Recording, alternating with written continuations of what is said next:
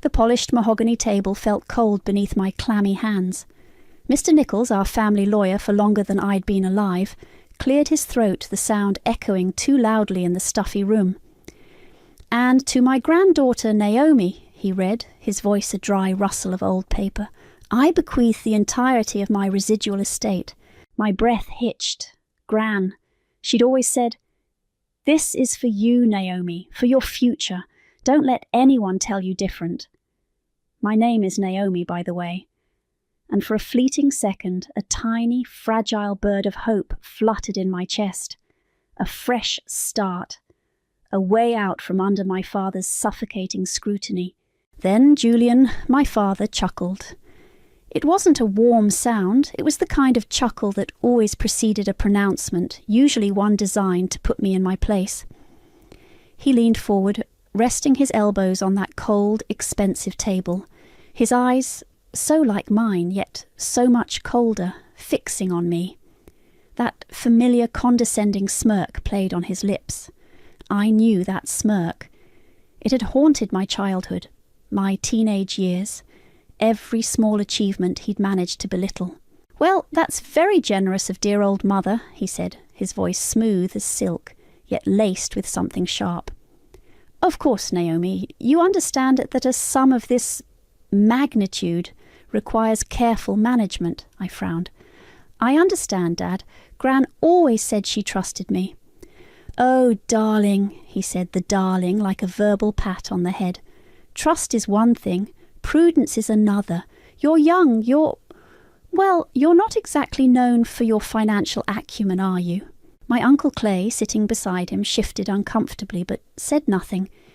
He just stared at a spot on the table, his jowls quivering slightly.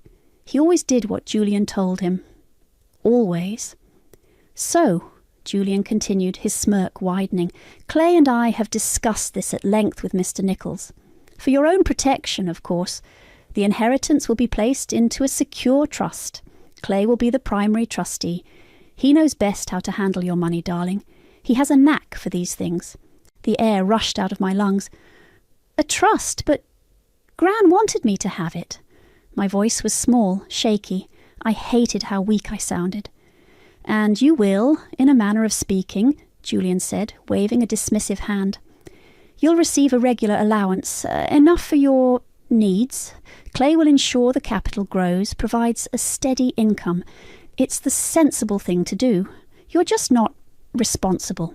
Each word was a tiny poisoned dart. Not responsible. Me, who'd worked part-time jobs since I was 16 to have any spending money of my own, because his support was always conditional and grudging.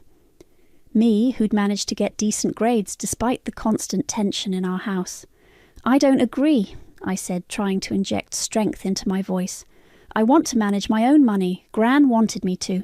Mr. Nichols cleared his throat again. "Naomi, the trust structure is quite common in these situations. Your father and uncle, as trustees, will act in your best interest." "My best interest?" I looked from Julian's smug face to Clay's averted gaze. "Or theirs?" Julian's eyes narrowed. "Now, don't be ungrateful, Naomi. We're doing this for you, to prevent you from squandering what your grandmother worked so hard for." He leaned back, the picture of magnanimous authority. "It's settled. Clay will arrange for your first allowance payment next week." Clay finally looked up, a flicker of something, pity, guilt, in his eyes before it was quickly extinguished. "Yes, Naomi, we'll take good care of it for you." I wanted to scream. I wanted to throw something. But I was 22, just out of university, with a useless arts degree Julian had insisted on, and they held all the cards. My protests were swatted away like annoying flies. The meeting ended with Julian clapping Clay on the back, both of them looking immensely pleased with themselves. Mr. Nichols offered me a weak, sympathetic smile that didn't reach his eyes. The first allowance arrived a week later. A pathetic sum, barely enough to cover the rent on my tiny, bleak studio apartment and a week's worth of instant noodles. I sat on my lumpy mattress, the cheque clutched in my hand, the paper crinkling. The amount was an insult, a clear message of my perceived worthlessness. Through the thin walls I could hear my neighbours arguing. The air in the room was stale, heavy with the smell of damp and defeat. I closed my eyes and all I could see was my father's smirk, that triumphant, knowing smirk. He thought he'd won. He thought I was a silly, incapable girl he could control forever. A cold, hard knot formed in my stomach. It wasn't just anger, it was something deeper, colder, a resolve that settled into my bones. They would pay for this. Every last condescending smirk, every dismissive word, every penny they thought they could control. They would all pay. The next 5 years were a masterclass in humiliation, served cold and often. My allowance, as Julian so generously called it, barely stretched to cover rent on a succession of increasingly depressing basement apartments and a diet that consisted mainly of instant noodles and discount bread. I juggled 2, sometimes 3 dead-end part-time jobs: barista, bookstore clerk, late-night shelf stacker, just to afford textbooks for the community college courses I secretly enrolled in, and to occasionally buy vegetables. The irony wasn't lost on me. I was living like a pauper while my inheritance, my grandmother's legacy, was supposedly growing under the expert management of my father and Uncle Clay. Their lives, in stark contrast, blossomed. My social media feeds, which I morbidly scrolled through in the dead of night, became a gallery of their newfound opulence. Julian, with his arm around his new, much younger wife, Gemma, a woman who'd appeared shortly after the trust was established, beaming from the deck of a yacht in the Mediterranean. Uncle Clay grinning beside a gleaming new sports car, the kind he'd only ever dreamed of. Lavish dinner parties at Julian's renovated house, Gemma dripping in jewels, raising a champagne flute in a toast, her captions full of hashtags like "Pasht, blessed" and "Why living our best life," all I knew with a sickening certainty, funded by trust income. Our phone calls were rare and excruciating. Julian would adopt a tone of strained paternal concern. "Are you managing, Naomi? Eating properly? Clay tells me the investments are doing wonderfully. You should be grateful." Gemma, if she was on the line, would chime in with a saccharine. "We do so worry about you, dear. It must be so challenging." The unspoken "for someone like you" hung heavy in the air. Each word was a fresh stab, a reminder of their betrayal and my powerlessness. The degradation was constant, a slow burn that fueled a rage I kept tightly coiled inside. I learned to smile weakly, to murmur vague assurances, to end the calls as quickly as possible before the bitterness choked me. One evening, after a particularly grueling shift where a customer had screamed at me for 5 minutes because his latte wasn't hot enough, I sat in my cramped room, the smell of stale coffee clinging to my clothes. I was tired, bone-achingly tired, but the anger was a live wire. I wouldn't just get mad, I'd get even. That night I filled out the application for a competitive MBA program, focusing on finance. It was a long shot, my academic record was patchy, my funds non-existent, but the thought of their faces when I finally confronted them was a powerful motivator. Against all odds, weeks later, an acceptance letter arrived. The real turning point, the moment my simmering anger began to sharpen into a focused weapon, came about a year into my secret studies. I'd called Julian about something mundane, a forgotten childhood memento I hoped he might still have. He was dismissive, clearly busy. "Can't talk now, Naomi. Gemma's got a fitting for her new boutique. Big launch party next month." Then just before he hung up, I heard him say to someone in the background, presumably Uncle Clay, his voice carrying clearly, "Don't worry, she'll never be smart enough to figure anything out. Just keep the income flowing for Gemma's new boutique. It's keeping her happy." He didn't even bother to make sure I'd hung up. The casual cruelty of it, the utter contempt in his voice, stole my breath. Gemma's boutique. So it wasn't just holidays and cars. They were siphoning off funds for her vanity projects. My grandmother's money, meant for my future, was being used to stock designer handbags for a woman who probably thought fiduciary duty was a brand of perfume. That night, sleep was impossible. The image of Gemma, preening in her new shop, funded by my stolen legacy, burned behind my eyelids. My resolve, already firm, solidified into something unbreakable, something diamond hard. They thought I was stupid. They thought I was weak. They were about to find out just how wrong they were. The MBA program was a beast. Financial accounting, corporate strategy, investment analysis. The concepts were dense, the hours brutal. I was often the last one to leave the library, fueled by lukewarm coffee from a thermos and a gnawing hunger that the Trust's pittance couldn't quite satisfy. Juggling classes, assignments, and my part-time job at a campus coffee shop to cover living expenses felt like walking a tightrope over a canyon. There were nights I'd stare at a spreadsheet until the numbers blurred, the sheer weight of it all threatening to crush me. Loneliness was a constant companion, a shadow clinging to me as I navigated a world so far removed from the one Julian and Gemma inhabited. It was during a late-night study session hunched over a corporate finance textbook that I met Phoebe. She was just as stressed, just as caffeine-dependent, but she had a quick wit and a surprisingly sunny disposition despite the academic pressure. "You look like you're about to declare war on that textbook," she'd said, offering me half of her sandwich. We became fast friends, study partners, and eventually she became the only person I trusted with fragments of my story. Her outrage on my behalf was a balm, her unwavering belief in me a lifeline. One afternoon in Professor Davies's ethics class, he was lecturing on fiduciary duties, the legal obligation of one party to act in the best interest of another. "A trustee," he'd said, his gaze sweeping the room, "holds a position of immense trust and responsibility. Mismanagement or self-dealing is not just unethical, it's a serious breach." A spark ignited in my mind. It was more than a spark. It was a flare, illuminating a potential path through the darkness of my situation.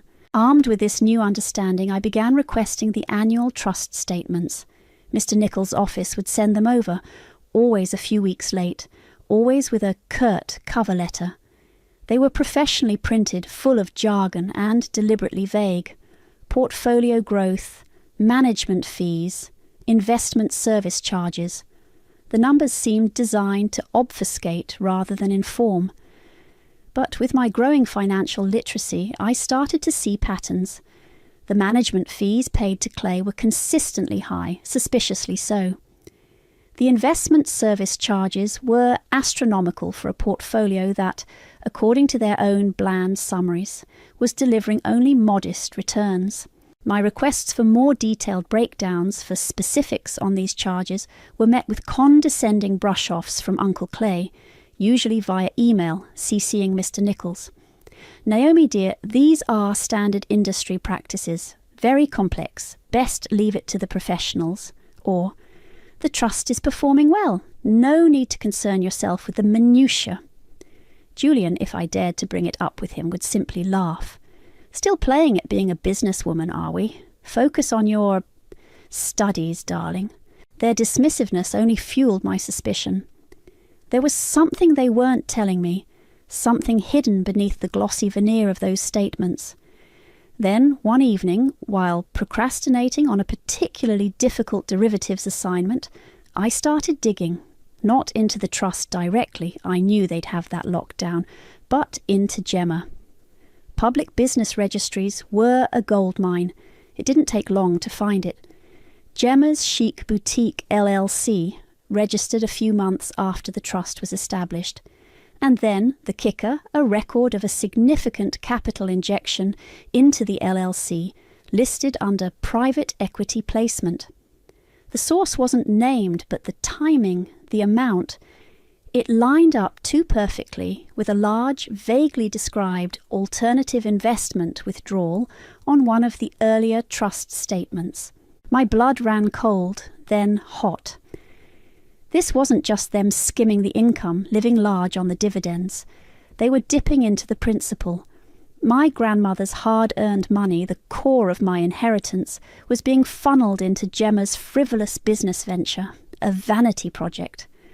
The rage that had been a simmering ember now roared into a conflagration. They weren't just careless, they were actively plundering it. Getting my hands on the full original trust deed felt like a covert operation. I called Mr. Nichols' office, affecting a slightly ditzy, overwhelmed student persona. Mr. Nichols, hi, it's Naomi. I'm so sorry to bother you, but for one of my university assignments, a really boring hypothetical case study, I need an example of a trust document. I was wondering if I could possibly get a copy of, mine. There was a pause, then his secretary, a flustered woman named Doris, said she'd have to ask. An hour later, she called back. Mr. Nichols said it's highly irregular, Naomi, but as it's for your education, you can pick up a copy. I could almost hear Julian's voice in the background, probably telling Nichols to humour the silly girl. The document was a brick, pages and pages of dense legalese, clauses and subclauses designed to intimidate and confuse. I spread it out on my small desk, the cheap particle board, groaning under its weight. For weeks, it became my obsession. Between classes, during my lunch break at the coffee shop, late into the night, I pored over every line. My textbooks on trust law and financial regulations became my constant companions. I cross-referenced terms, looked up precedents, highlighted sections until the pages were a riot of yellow and pink. Phoebe would find me asleep at my desk, face pressed against a particularly convoluted paragraph about trustee liabilities. You're going to give yourself an aneurysm, she'd say, gently shaking me awake. Meanwhile, Julian, Clay and Gemma seemed to be escalating their spending. Perhaps they sensed the 5-year review period for the trust. The vow echoed in the silence of my tiny, bleak apartment. They will all pay. But saying it was one thing, surviving long enough to make it happen was another. The next 5 years were a masterclass in humiliation, served cold and often. My allowance, as Julian so generously termed it, was a cruel joke. It barely covered the rent on a succession of increasingly depressing basement flats, each with its own unique collection of peeling paint and questionable stains. Instant noodles became a food group. I learned to tell the difference between a dozen brands, rating them by how little they tasted like cardboard. Discount bread, often a day or two from expiring, was a treat. To supplement the pittance, I worked and worked. Barista shifts starting at dawn, smelling perpetually of burnt coffee. Retail jobs where I folded sweaters for hours, smiling vacantly at rude customers. Late-night shelf stacking in supermarkets, the fluorescent lights buzzing over my head like angry insects. Each job was a dead end, each paycheck a reminder of how far I had to climb. My hands were perpetually rough, my back ached, and sleep was a luxury I couldn't always afford. Meanwhile, my phone, a cheap second-hand model, became a window into their glittering world. Julian, Clay, and a new woman, Gemma, Julian's much younger, glossier wife who'd conveniently appeared after the trust was set up, seemed to live exclusively on Instagram. There was Julian grinning from the deck of a yacht in the Mediterranean, arm around Gemma, who was draped in something floaty and expensive. Another tough day at the office. Shakor blessed time making memories, the caption read. Uncle Clay, looking like a stuffed sausage in a linen suit, posed beside a cherry-red sports car I knew for a fact he couldn't have afforded on his old salary. Mid-life crisis? Nah, just enjoying the fruits of good investments. Hard work pays off. Gemma especially loved to flaunt.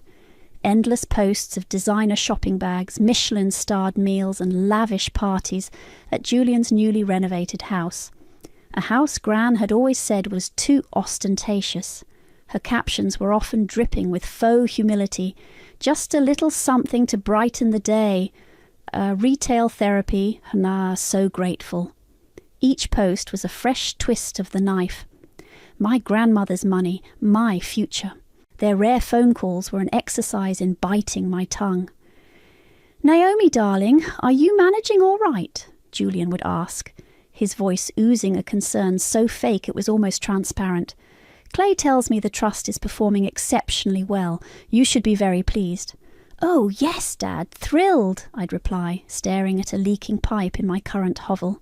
Gemma would sometimes get on the line, her voice like honey mixed with arsenic. "We do so worry about you, sweetie. It must be so challenging for you, all on your own. Are you eating properly?" "Instant noodles are surprisingly versatile, Gemma," I once said, unable to stop myself. There was a slight pause. "Oh, well, as long as you're happy, dear." Happy. The word felt like a foreign language. The constant degradation, the casual cruelty, the sheer obliviousness. It all swirled inside me, a toxic brew. But it didn't break me. It did the opposite. It forged something hard and sharp within my core. One particularly bleak evening after a customer had thrown a lukewarm coffee at me because it wasn't artisanal enough, I sat on my lumpy mattress, the smell of cheap coffee and righteous indignation clinging to me. I looked at my reflection in the cracked mirror. Tired eyes, pale skin, clothes that had seen better days. This wasn't me. This wasn't who I was going to be. I wouldn't just get mad. I would get even. That night, huddled under a thin blanket for warmth, I used the flickering Wi-Fi from the cafe downstairs to secretly research MBA programs, finance specifically. If money was their weapon, it would become mine too. It was a wild, audacious plan. My grades from my useless arts degree were average, my funds non-existent. But the image of their shocked faces, the thought of wiping those condescending smirks away, was a powerful fuel. Weeks later, an acceptance letter from a decent, if not top-tier university arrived. I'd have to take out student loans, work even harder, but it was a start, a path. The final, irrevocable hardening of my resolve came about a year into this new, secret life. I'd called Julian, a rare occurrence, to ask about some old family photos Gran had kept, hoping they hadn't been thrown out in his relentless pursuit of modern minimalism. He was, as usual, dismissive. "Can't talk now, Naomi. Gemma's in a flap about the launch of her new boutique. Very high-end. Big investors." He sounded bored, like I was an annoying interruption. Then, just as I was about to hang up, I heard him say, clearly to someone else in the room. Uncle Clay, I presumed, by the subsequent mumble of agreement. "Don't worry, she'll never be smart enough to figure anything out. Just keep the income flowing for Gemma's new boutique. It's keeping her happy and, happy wife, happy life." He didn't even bother to check if I'd disconnected. The casual, brutal dismissal, the confirmation that my inheritance was actively funding Gemma's vanity project. Smart enough. He thought I was an idiot. The line went dead, but his words hung in the air, cold and sharp.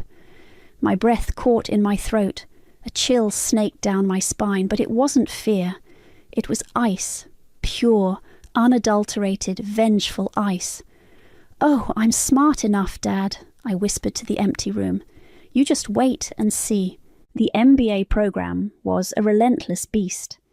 Financial accounting felt like learning a new language, one spoken entirely in spreadsheets and balance sheets.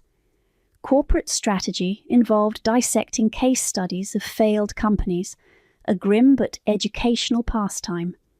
Investment analysis made my head spin with talk of derivatives, alphas, and betas. I was often the last person to stumble out of the university library, eyes gritty from staring at a screen, my backpack heavy with textbooks that cost more than my monthly food budget. My part-time job at the campus coffee shop, though a step up from previous gigs, meant early mornings and the constant smell of espresso clinging to my clothes. There were nights I'd fall asleep face down on my notes, a half-eaten bowl of instant ramen cooling beside me, the sheer exhaustion of physical weight. "You look like you're about to wage a one-woman war against that discounted cash flow model," a voice said one evening. I jumped, nearly knocking over my lukewarm coffee. A young woman with bright pink streaks in her dark hair and an amused smile stood by my table in the near-empty library. "Sorry, didn't mean to scare you. I'm Phoebe. We have advanced corporate finance together." "Naomi," I managed, rubbing my eyes. "And yes, I think the DCF model is winning." Phoebe pulled up a chair. "Tell me about it. I swear Professor Armitage enjoys watching us suffer." She offered me a piece of her chocolate bar. "Survival rations." That was how I met Phoebe. She was sharp, funny, and refreshingly down to earth. We started studying together, quizzing each other, complaining about impossible assignments. Slowly, cautiously, I started to let my guard down. I didn't tell her everything, not about the trust or the full extent of my family's betrayal, but I told her enough for her to understand the pressure I was under. Her unwavering support, her "you got this, Naomi," before every exam, became a small island of sanity in my otherwise turbulent life. One afternoon, in Professor Davies' ethics seminar, he was lecturing on fiduciary duties. He was a stern, old-school academic with a piercing gaze.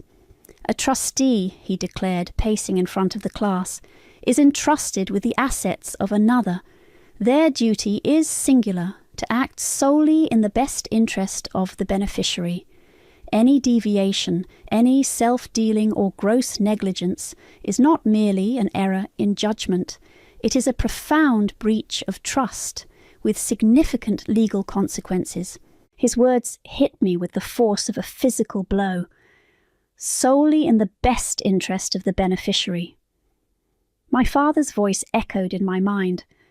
"Just keep the income flowing for Gemma's new boutique." That lecture was the catalyst. Armed with a new terrifying vocabulary, fiduciary duty, breach of trust, mismanagement, I started to act. I drafted a polite, formal letter to Mr. Nichols' office, requesting copies of the annual trust statements. "For my personal financial planning," I wrote, hoping it sounded plausible. A few weeks later, a thick envelope arrived. The statements were professionally printed, glossy, and utterly uninformative.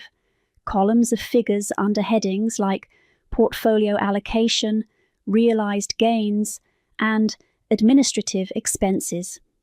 The numbers were large, but the explanations were non-existent.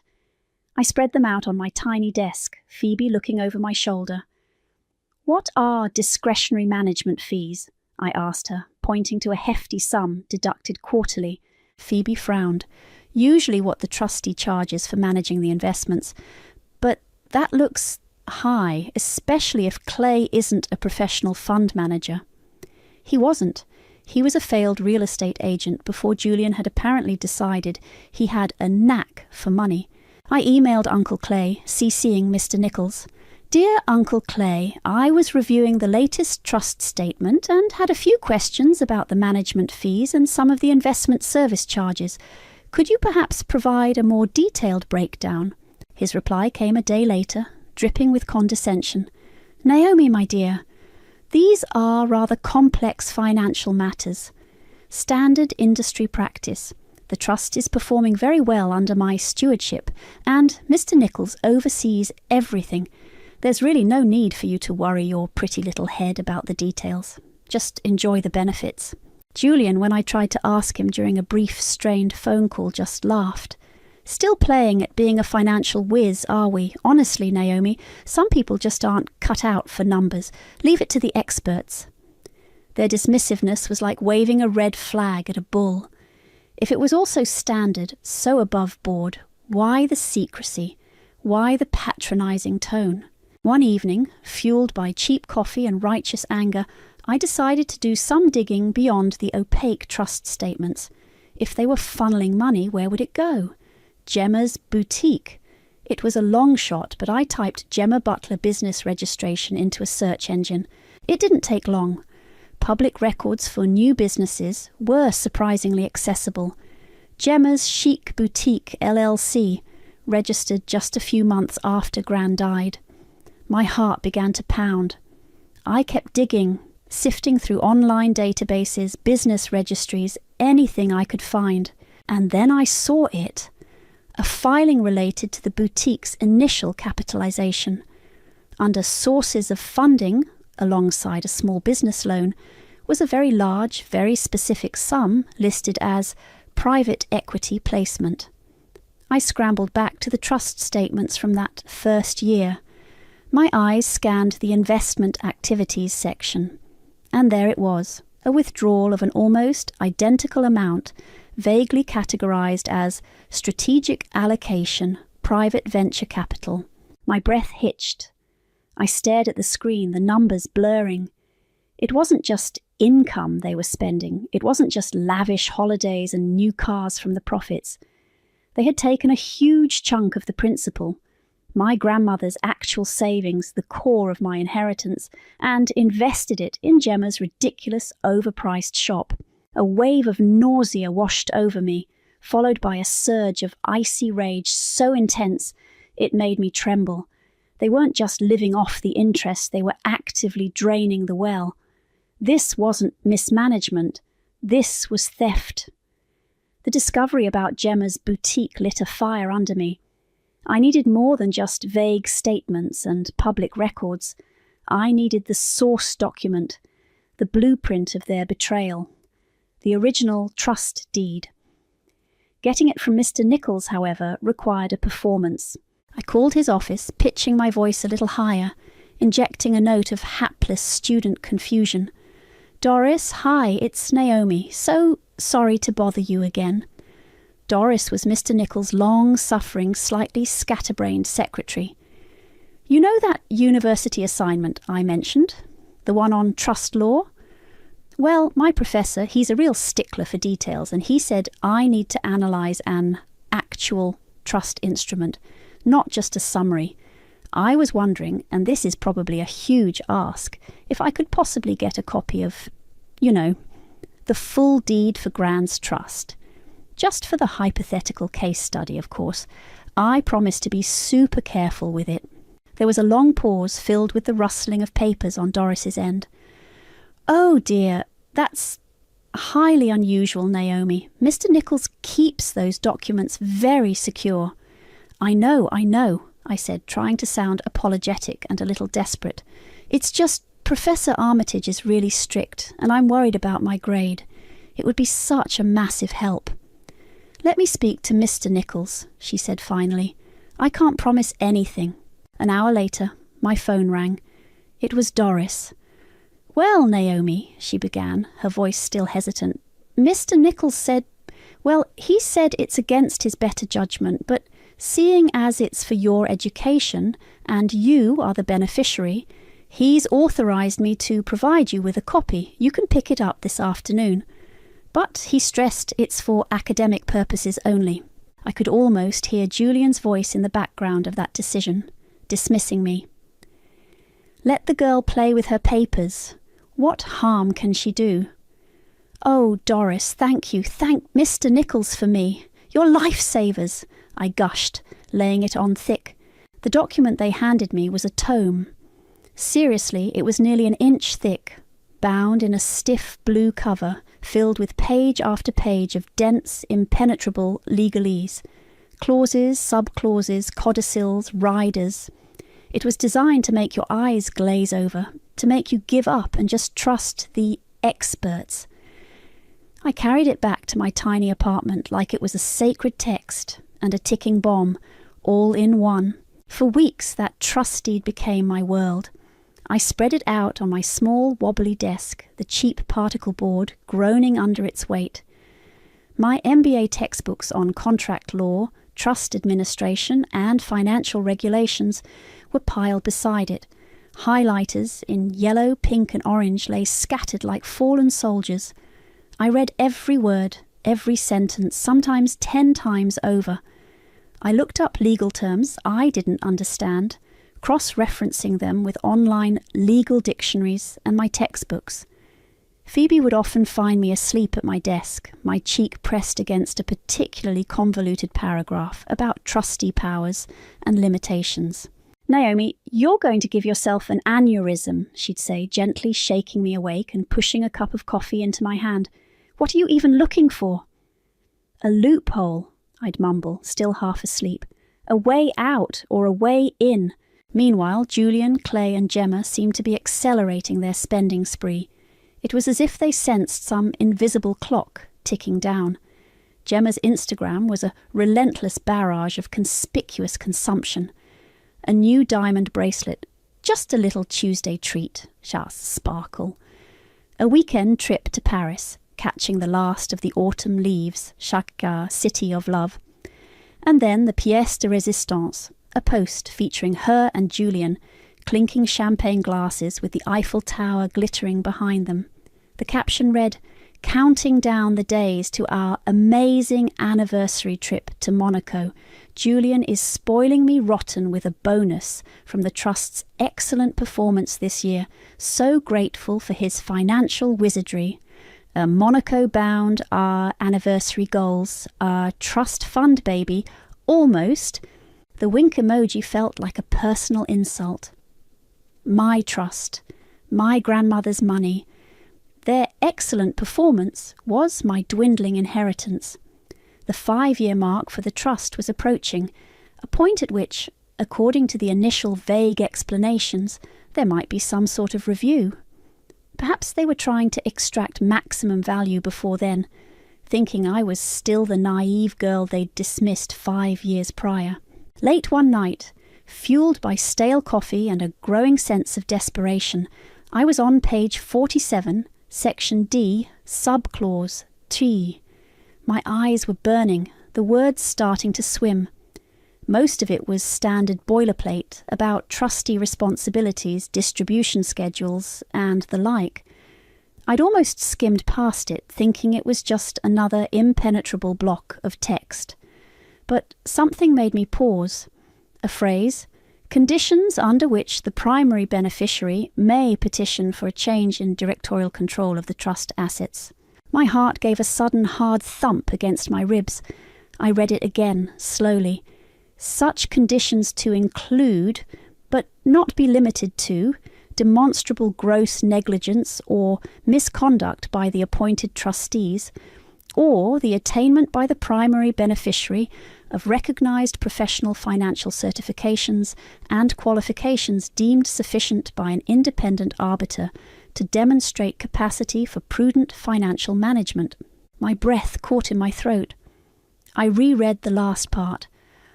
Attainment of recognised professional financial certifications. My MBA, the finance specialisation, the extra courses I was considering in portfolio management. My hand, holding the highlighter, was trembling. I carefully drew a line under the entire subclause. Could this be it? A tiny, almost invisible escape hatch, buried deep within the legal jargon, a clause they had clearly overlooked or dismissed as irrelevant for someone like me. A slow smile spread across my face. It wasn't over, it was just beginning. That subclause became my North Star. Attainment of recognised professional financial certifications. It wasn't just a vague aspiration anymore, it was a specific, actionable target.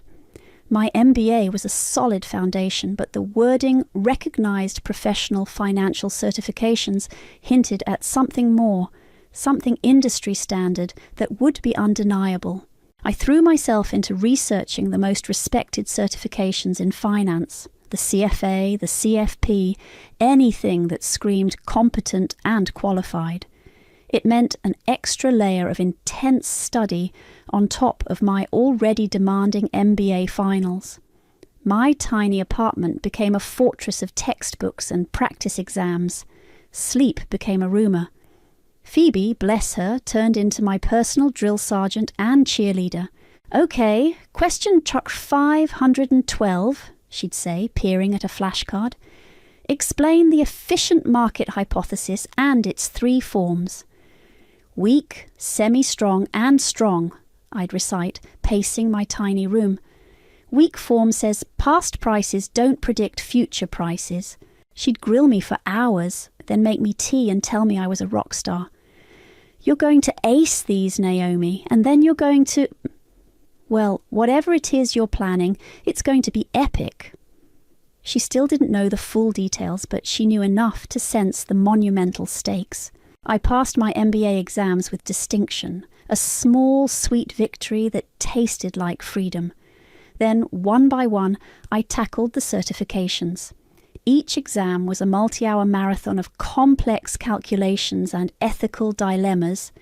Each pass certificate that arrived in the mail was another stone in the foundation of my plan. With my MBA diploma and the first couple of certifications in hand, I decided to subtly probe Mr. Nichols. I scheduled a brief phone call, ostensibly to ask about the upcoming 5-year review of the trust. Just wondering if there's anything I need to prepare, Mr. Nichols? Any paperwork? Oh, no, Naomi, my dear, he said, his voice avuncular and dismissive. Just a formality, really. Clay and your father handle all the substantive matters. We'll send you a summary report as usual. Then I casually dropped it in. I was rereading the trust deed for that university project I mentioned, and I came across a rather interesting clause about the beneficiary potentially taking a more active role if they had certain financial qualifications. Section D, I think it was. Is that something that ever happens? There was a distinct pause on the other end of the line. Ah, yes, Mr. Nichols said, a little too quickly. Highly theoretical, that clause, Naomi. Very, very rarely invoked. Not really applicable to your situation, I wouldn't think. The current arrangement is serving you very well. His dismissive tone, the way he brushed it off as highly theoretical, told me everything I needed to know. He either genuinely hadn't considered its power, or, more likely, Julian had instructed him years ago to downplay it, to ensure I never saw it as a viable option. My suspicion that he was more than just a negligent old lawyer, that he was firmly in Julian's pocket, solidified. He wasn't just incompetent, he was complicit. The final piece of the puzzle, the one that lit a fire under me to accelerate everything, arrived not through my own digging, but through sheer dumb luck, or perhaps a tiny act of rebellion from a stressed-out secretary. An email landed in my inbox. The subject line was FWD Urgent, Trust Restructuring Options. It was from Doris, Mr. Nichols' secretary. The body of the email simply said, Julian, please see attached memo from Mr. Nichols R.E., our discussion.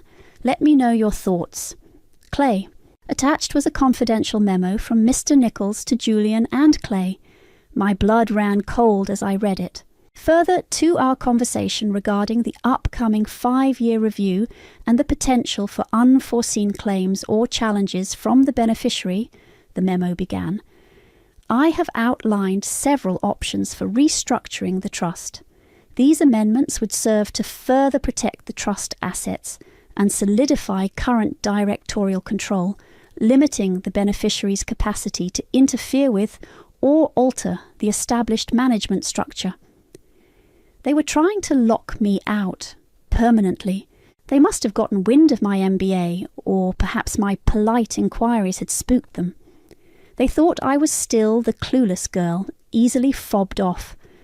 They were moving to change the rules of the game before I even had a chance to play.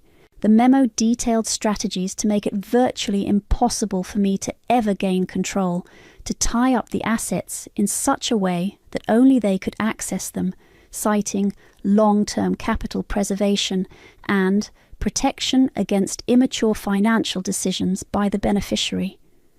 My hands were shaking as I printed it out. The arrogance, the deceit! Phoebe found me staring at it, my face pale. "What is it?" she asked, her voice laced with concern. I just handed her the memo. She read it, her eyes widening with each paragraph. "Oh, Naomi," she breathed, looking up at me. "These guys they're ruthless." "Yes," I said, my voice tight. "And they think I'm stupid." The clock was ticking, faster than I'd ever imagined. My final certification exam was in 3 weeks. The trust review meeting would likely be scheduled shortly after.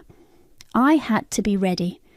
The weapon was nearly forged, but my enemies were already trying to dismantle the battlefield.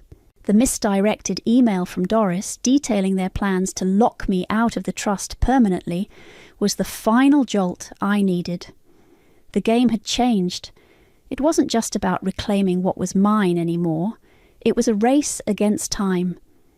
My final certification exam, the capstone to my carefully constructed arsenal of qualifications, suddenly felt less like an academic hurdle and more like the key to my survival. Those last 3 weeks were a blur of frantic, focused energy. I lived in the library, at my tiny desk, surrounded by stacks of notes and empty coffee cups.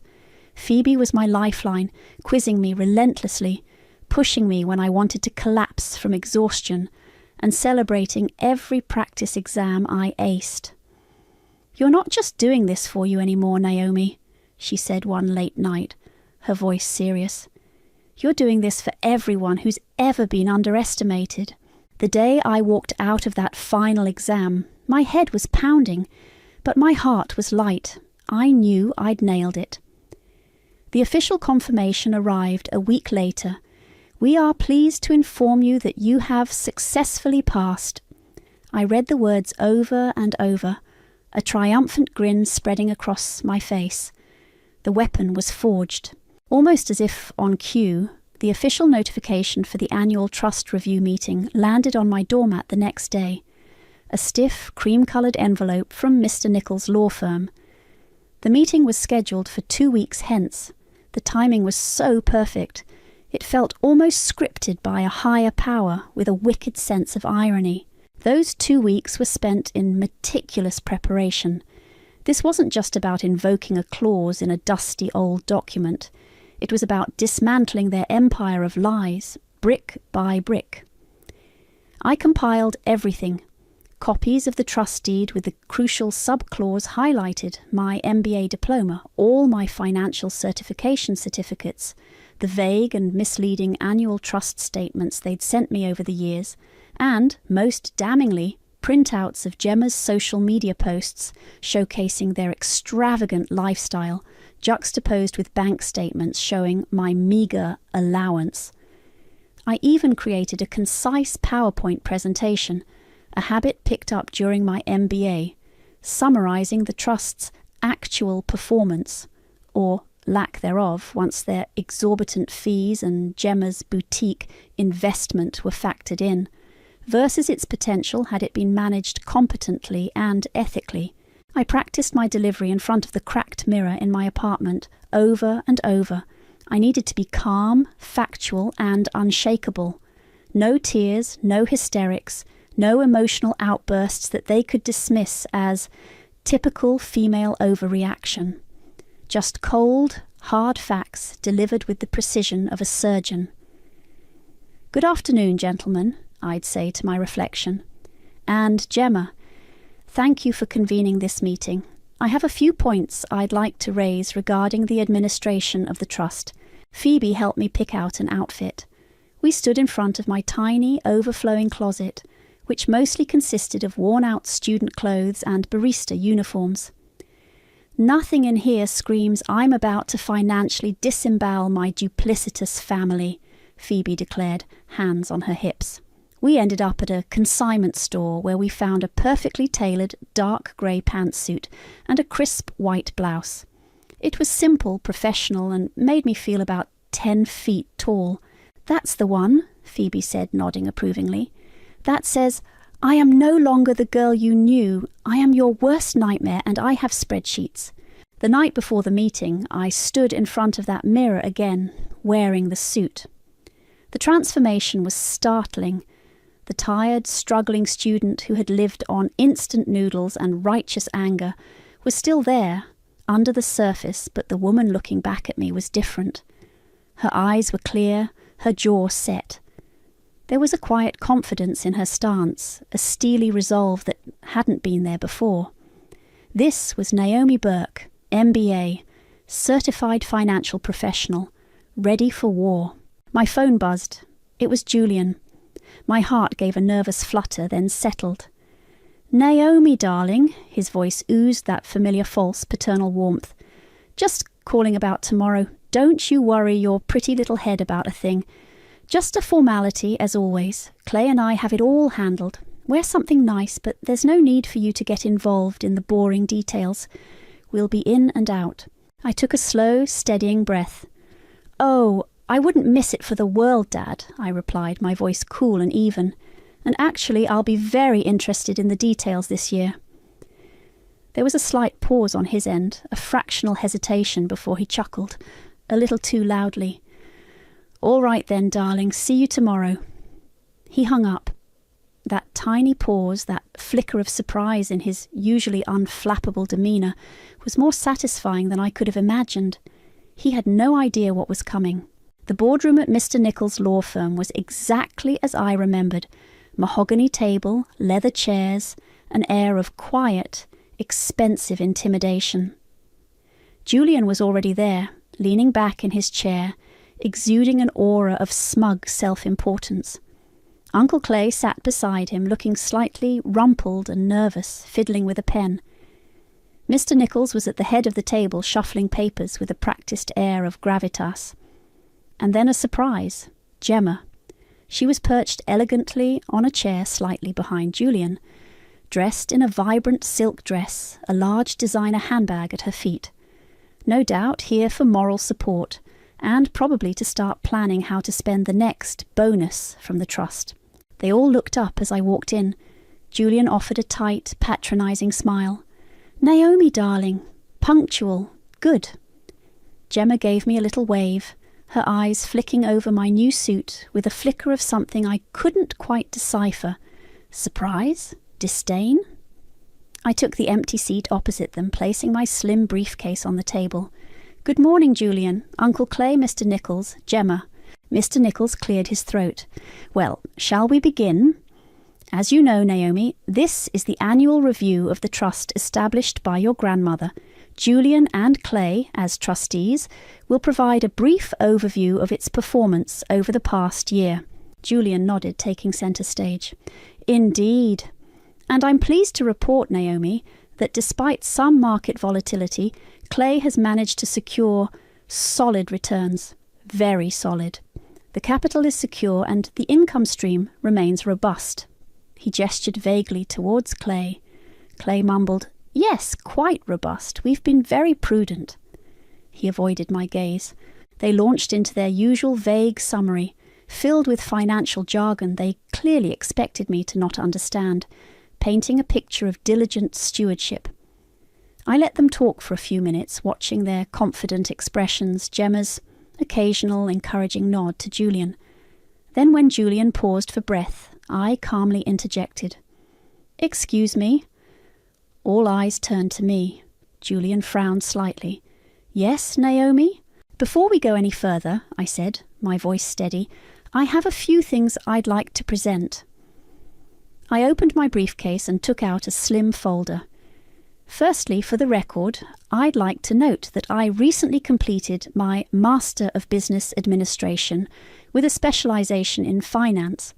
I slid a copy of my diploma across the table, and subsequently I have attained the following professional financial certifications.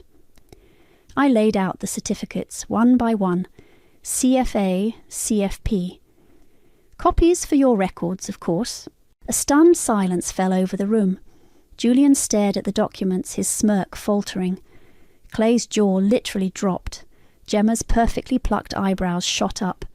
Mr. Nichols blinked rapidly, looking from the certificates to me. "Furthermore," I continued, my voice gaining strength, "I've taken the liberty of preparing my own analysis of the Trust's performance over the past 5 years. I connected my laptop to the projector they had at one end of the room. I'd asked Doris to ensure it was available for my notes. My PowerPoint presentation flashed onto the screen. The first slide was a simple comparison. The meagre allowance I'd received versus screenshots of Gemma's Instagram posts detailing their lavish holidays, new cars and expensive purchases, all time-stamped. Gemma gasped, her face flushing. Julian's turned a dangerous shade of red. "This," I said, clicking to the next slide, "is a breakdown of the management fees and investment service charges you've been levying. They appear to be significantly above industry standards for a trust of this size and risk profile, particularly given that neither of you possesses formal investment management qualifications." Another click. "And this is regarding the private equity placement of a substantial portion of the trust principal into Gemma's Chic Boutique, LLC, an unproven, high-risk retail venture with no discernible connection to prudent fiduciary investment strategy." I showed the public registration documents and the corresponding trust withdrawal. Clay looked like he was about to be physically ill. "Therefore," I announced, my voice ringing with newfound authority, "pursuant to Section D, Subclause 5 of the Trust Deed, a copy of which I have here, which states that the primary beneficiary may petition for a change in directorial control upon attainment of recognized professional financial certifications demonstrating capacity for prudent financial management, I am hereby formally invoking my right to assume full directorial control of the trust, effective immediately." Julian finally found his voice sputtering. "Now, see here, Naomi, this is outrageous. You can't just—" "Actually, Father," I cut him off coolly, "I can. The language is quite clear." I pushed a highlighted copy of the trust deed towards Mr. Nichols, whose face had gone pale. "Perhaps you should re-familiarize yourself with the terms your firm drafted." Then I delivered the final blow. "And furthermore, I'd like to draw your attention to Section E of the same deed concerning gross fiduciary misconduct, a section you all clearly overlooked. It stipulates that in cases of demonstrable mismanagement, self-dealing or fraudulent activity, not only can the trustees be removed, but there is also provision for the clawback of misappropriated funds from the personal assets of said trustees. It also opens the door for legal proceedings to recover damages to the trust." The colour completely drained from Julian's face. Clay made a choking sound. Gemma looked like she'd seen a ghost. Mr. Nichols was shuffling his papers, his hands trembling, suddenly looking terrified. The silence in the room was absolute, thick with their shock and dawning horror. Julian started to bluster again.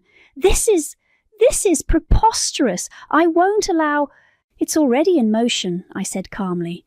"My lawyers, whom I have already consulted and who are on standby, will be in touch with Mr. Nichols' office later today to facilitate the transition of control and to discuss the immediate commencement of a full forensic audit of all trust expenditures over the past 5 years." I stood up, gathering my papers, my composure absolute. The trust and my grandmother's legacy are finally in capable hands. Mine. I turned and walked out of the boardroom, leaving them in a tableau of stunned, horrified silence. The war wasn't just won, it was a rout. The silence I left behind in that boardroom was, I imagined, quickly replaced by panicked shouting and bitter accusations. My lawyers, a sharp, no-nonsense team Phoebe had recommended from her father's firm, moved with swift precision. The clause in the trust deed was ironclad. Mr. Nichols, after a brief, blustering attempt to stall, had no choice but to concede. The transition of control was surprisingly quick. The real fireworks began with the forensic audit.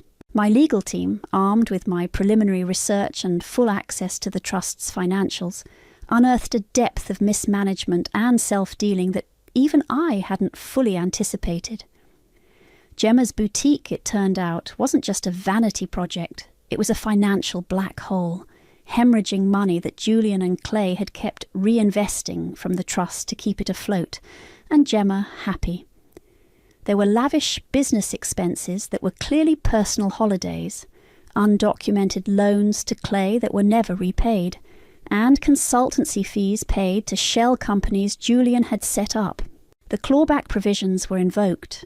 Julian and Clay were forced into a series of humiliating liquidations. The shiny sports car Uncle Clay was so proud of, Gone. Julian's collection of expensive watches, sold. Gemma's boutique stripped of its designer stock, most of which was on consignment anyway, it turned out, was shuttered, its chic facade now papered over with 4 lease signs. The equity in their homes was next on the chopping block to cover the shortfall. Their carefully constructed image of wealth and success crumbled like a sandcastle in a tsunami. Their names, once whispered with envy in their social circles, were now muttered with scorn. Gemma, true to form, didn't stick around for the downturn. Once the flow of easy money dried up, so did her affection for Julian. I heard through the grapevine, Phoebe had an uncanny ability to pick up such news, that she'd packed her designer bags and decamped, leaving Julian to face the music alone. Their anniversary trip to Monaco never happened. Julian and Clay's relationship, once a united front of condescension towards me, imploded. They turned on each other, each blaming the other for the mess, for their greed, for getting caught. Their bitter recriminations were apparently epic, further fueling the gossip mills. One evening my phone rang. It was Julian. His voice, stripped of its usual arrogance, was thin and reedy. "Naomi, darling." I said nothing. I just wanted to say, I understand you're upset, but this is destroying us. Your uncle, he's a broken man. Surely you can see there must be some room for understanding, for family. The audacity of it, after everything. I listened to his pathetic, manipulative plea, the silence stretching between us. Then, without a word, I ended the call. Some ties once severed could never be mended, nor did I want them to be. The revenge was sweet, undeniably. Seeing them brought low, stripped of their ill-gotten gains and their social standing, was a deeply satisfying vindication for 5 years of struggle and humiliation. But as the dust settled, the sweetness began to mingle with something else. A quiet finality. The family I had, however dysfunctional, was truly gone. It wasn't regret I felt, not exactly. It was more an acknowledgement of the scars, the price of justice. With the trust firmly under my control and a significant portion of the plundered funds recovered, I set about managing it properly, ethically. The first thing I did was establish a foundation in my grandmother's name, its mission to provide scholarships and grants for young women from disadvantaged backgrounds to pursue education in business and finance. Gran had always believed in the power of knowledge, and this felt like the truest way to honour her legacy. I bought a small, comfortable house in a quiet neighbourhood. Nothing extravagant, but it was mine, bought with money that was truly, unequivocally mine. No more basement apartments, no more instant noodles, unless I actually craved them, which, surprisingly, I sometimes did, a weird memento of my past. Phoebe helped me decorate, her taste far more vibrant than mine, filling the space with colour and life. Standing on my new balcony, looking out at the small garden I was planning, a sense of peace settled over me. The fight was over. I wasn't defined by their betrayal anymore, or even by the victory. I was defined by what I chose to build next. The satisfaction of justice served remained, a warm ember in my chest, a testament to the strength I'd found within myself, a strength Gran had always known I possessed. And Julian's smirk, that condescending, dismissive smirk that had haunted me for years, it was gone, vanished from his face, probably forever. That, I thought, sipping my coffee as the morning sun warmed my face, was the best inheritance of all.